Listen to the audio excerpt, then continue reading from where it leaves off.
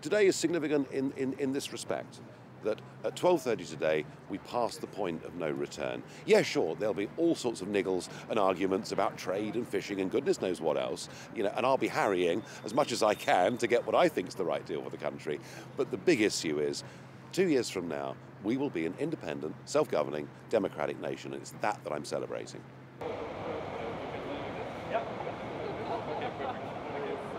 It's been a 25-year journey. I started off with dozens of supporters, finished up with millions of supporters. I can still, to be honest with you, scarcely believe today has come.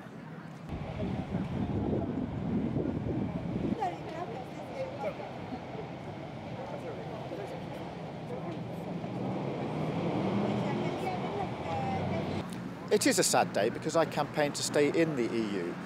But I and the Labour Party have accepted the result, and therefore we're resolute to get the best deal for our country and to shape the future. So we're not looking back, we're looking forward. But of course it's tinged with sadness. I wanted to stay in the EU.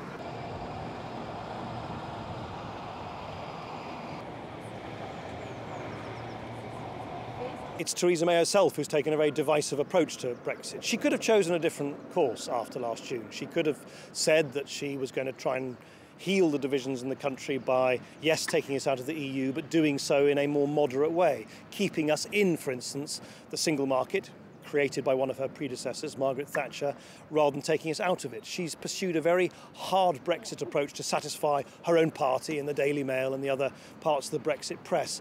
So she's acted actually in a way to exacerbate the divisions, and now she's turning around to the country saying, you must unite. But it's really in her own hands to take a more moderate and unifying stance on Brexit than she has done over the last 9 months. We campaigned very hard in the referendum.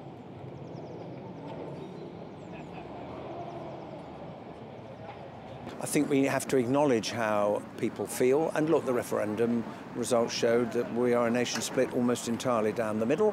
The 52% have determined that we are leaving the European Union, and a Remainer like myself, I accept the outcome because I think it's the only thing you can do as a Democrat.